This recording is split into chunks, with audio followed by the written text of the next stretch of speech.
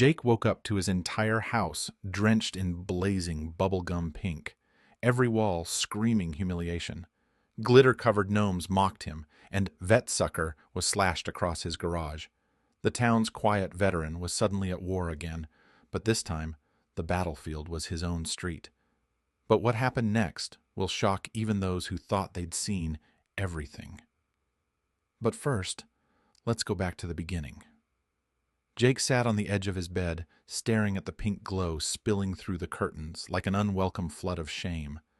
The sunlight, normally a gentle welcome, now felt mocking, casting his sanctuary in the harsh, unnatural hue that assaulted his eyes before he even stood.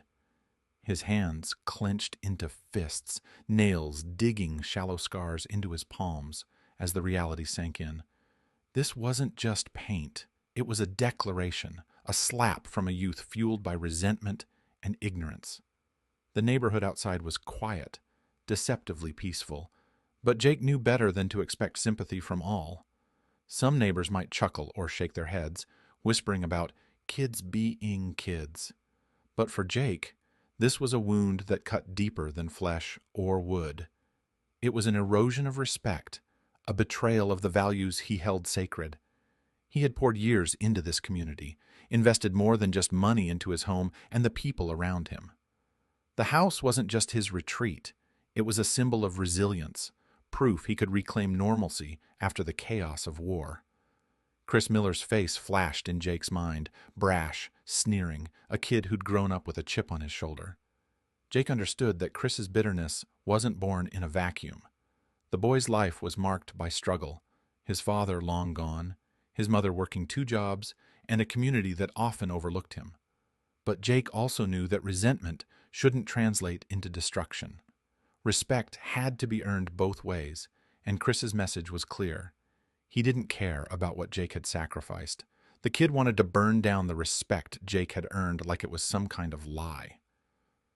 Jake rose and moved toward the window, drawing back the curtain just enough to see the house fully in daylight.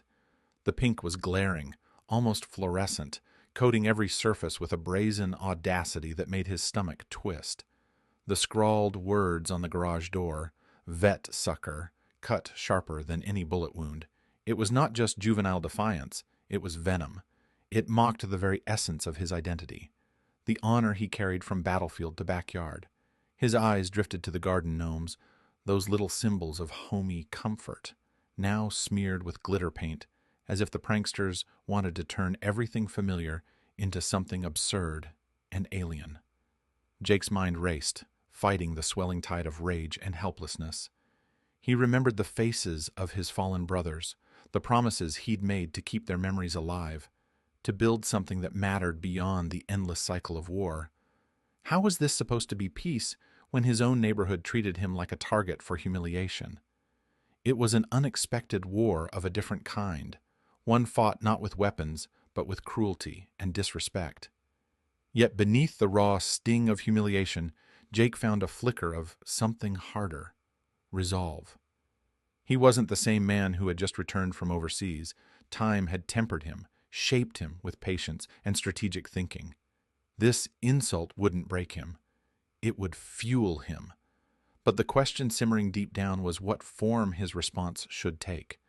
Could he rise above this petty violence and reclaim his dignity without losing himself in anger? Or would the temptation to fight fire with fire prove too strong?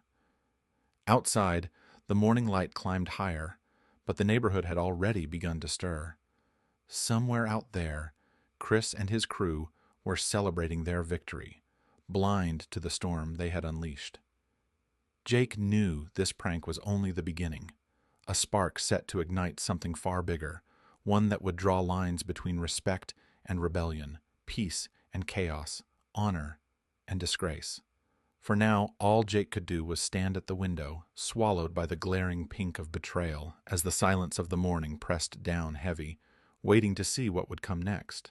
The sudden roar of diesel engines shattered the dawn's fragile quiet, a deep mechanical growl that rippled down Maple Street and beyond, wrenching the neighborhood from its sleepy haze. One by one, the massive armored silhouettes of National Guard Humvees lumbered into view, their olive-drab hulks gleaming dully under the gray morning sky. The vehicles rolled in with precision, like a regiment assembling for inspection, heavy, imposing, and resolute. The street narrowed beneath their weight as the Humvees parked in calculated formation, blocking access, transforming the quiet suburban lane into a somber military tableau. Soldiers spilled out of the vehicles, stepping onto the cracked pavement with measured discipline. Their uniforms bore the worn patches of the unit Jake had once served with, faces weathered by service and years, eyes sharp, yet tempered with familiarity. Among them, old comrades, brothers in arms, who had faced far more perilous battlegrounds, but now stood steady in the most unlikely of theaters, a small Ohio neighborhood. Their presence was unmistakably authoritative, yet measured, a living symbol of sacrifice and order, a reminder of the weight carried by those who serve. From the window of his bedroom, Jake watched the scene unfold, his chest tightened with a mix of pride and grim resolve. This show of force wasn't an act of vengeance or intimidation. It was a deliberate, strategic message meant to pierce through the shallow veil of adolescent bravado. The pink paint might cover his walls, but it couldn't mask the gravity of what was at stake. Downstairs, Jake opened the front door and stepped out onto the porch. His figure was calm, solid, the quiet core of a storm brewing. He didn't shout, didn't glare. Instead, his voice carried a weight far beyond volume, low and steady. "This isn't about punishment," he said, eyes locking onto the cluster of teenagers who had gathered across the street, frozen and wide-eyed. "It's about understanding the cost of disrespect." The teens, Chris and his clique, stood motionless, their previous arrogance wilting beneath the intense scrutiny of the soldiers' stares.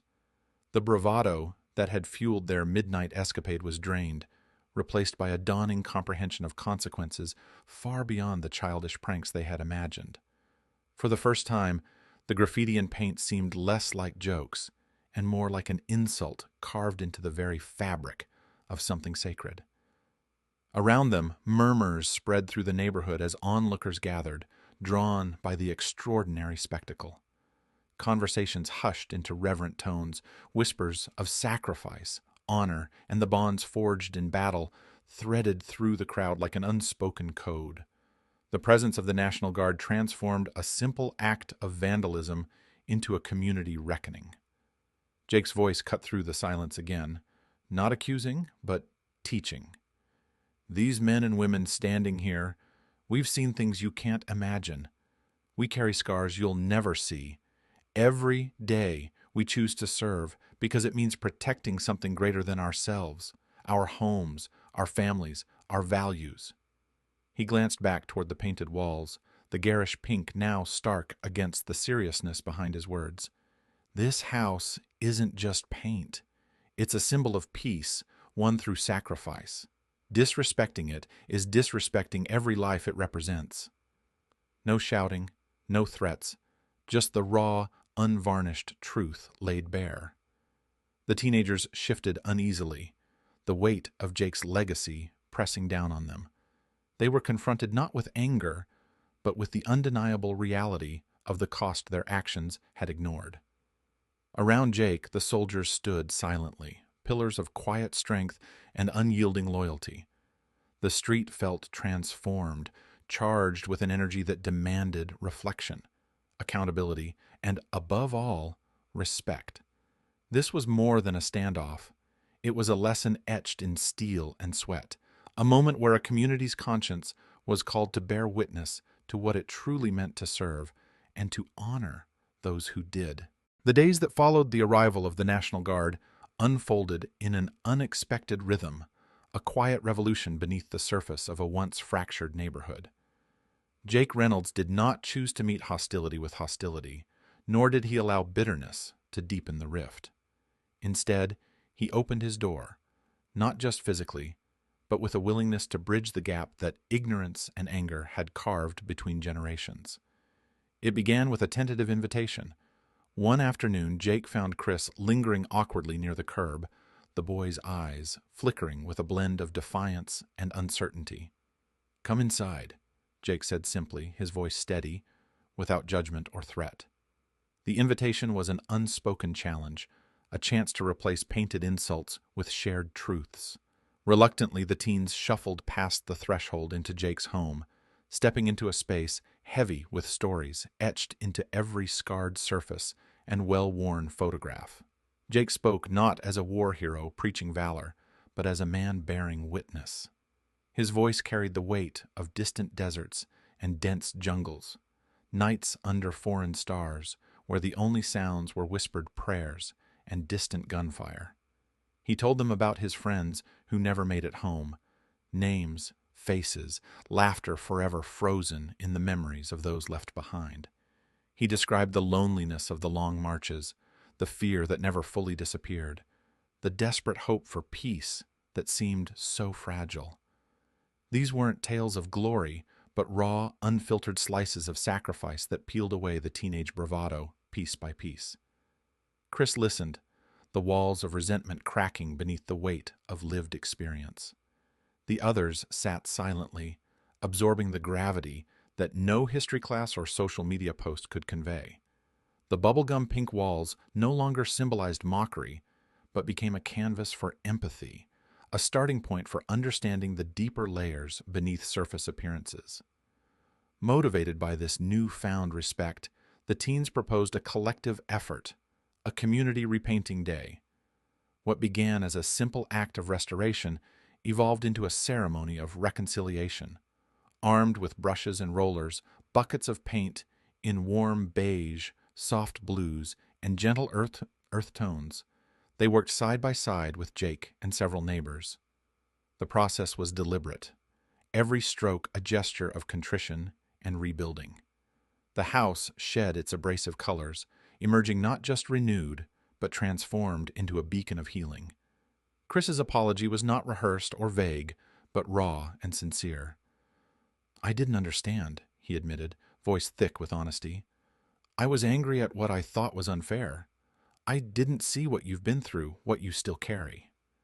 Jake met his gaze steadily and nodded. "Respect isn't something you demand," he said quietly. "It's earned through understanding. That starts when you listen, really listen."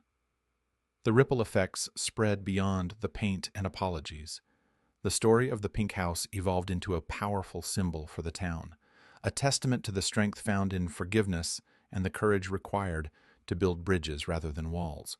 Neighbors who had watched from a distance found themselves moved to action, organizing events honoring veterans, creating mentorship programs, fostering dialogues between youth and those who served. The transformation was not just physical, but profoundly communal.